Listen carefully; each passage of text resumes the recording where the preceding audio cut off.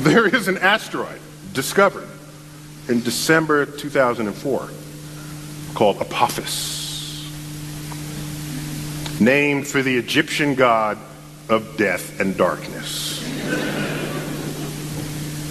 It was named only after its trajectory was identified to intersect that of Earth.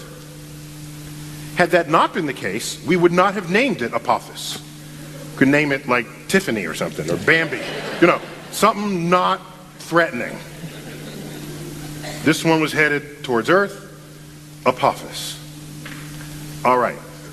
Once you discover an asteroid, you got to wait a little while to get enough of a segment of its orbit to calculate what the full orbit will be to know if it will come in harm's way. So, we did that. We, the community. I wasn't the one. We got peeps who do this. Okay? So, peeps, if you're over 30, means people. Okay? Forgive me.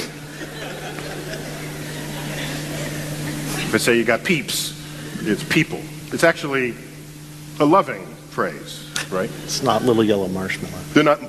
Right. So, we get the orbit. Turns out, in the year 2029, the month of April, the 13th of April, a Friday, Apophis will come so close to Earth that it will dip below our orbiting communication satellites. And it is the size of the Rose Bowl. It'll be the largest, closest thing we have ever observed to come by Earth. Now, of course, a much bigger asteroid took out the dinosaurs, but we weren't around at the time. So this is in the era of observing the cosmos with technology. This will be the closest, biggest thing we'll ever see come by. Now, the orbit we now have for it is uncertain enough, because these things are hard to measure and hard to get an exact distance for. The orbit is uncertain enough, so we cannot tell you exactly where that trajectory will be. We know it won't hit Earth. We know it'll be closer than the orbiting satellites. There is a range, a 600-mile zone. We call it the keyhole.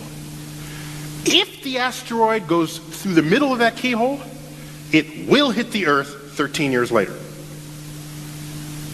It will hit the Earth. 500 kilometers due west of Santa Monica. So it doesn't matter where it goes through that keyhole. Now, that's if it goes through the center. If it goes through other places within that keyhole, then the contact point shifts further into the Pacific or closer towards Las North Vegas America. Or something, yeah. Yes. Okay? But if it goes through the center, it hits the Pacific Ocean, plunges down into the Pacific to a depth of 3 miles, at which point it explodes, cavitating the Pacific in a hole that's 3 miles wide, 3 miles deep.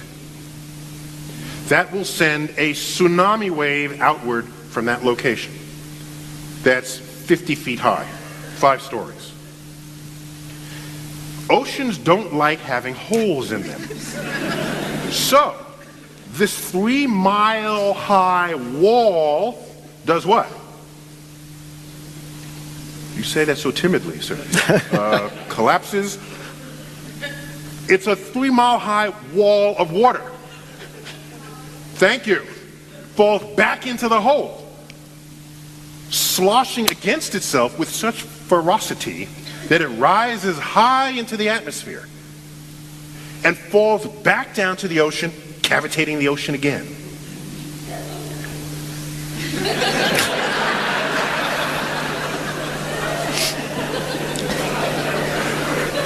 So now you make a cavity a second time. This cycle takes about 50 seconds. You can calculate it, okay?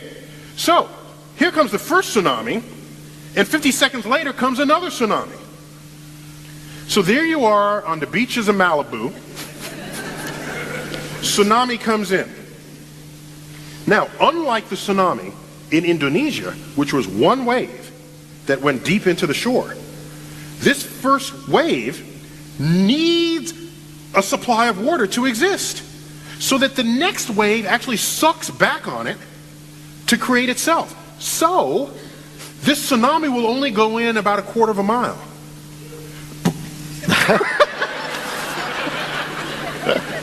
We have the sound effects person in the upper row there. So it only goes in a quarter mile before it gets sucked back out for the next wave to come. Here's the problem. Whatever was there on the coastline is now brought back out to sea. And the next tsunami brings it back to the shore.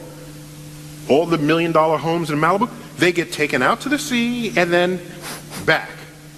But this time they're in a slightly different shape, okay? And so what happens is all the artificial stuff, all the houses, the factories, they get churned into this ablative force that sandblasts the entire west coast of North America clean. So have a nice day for that.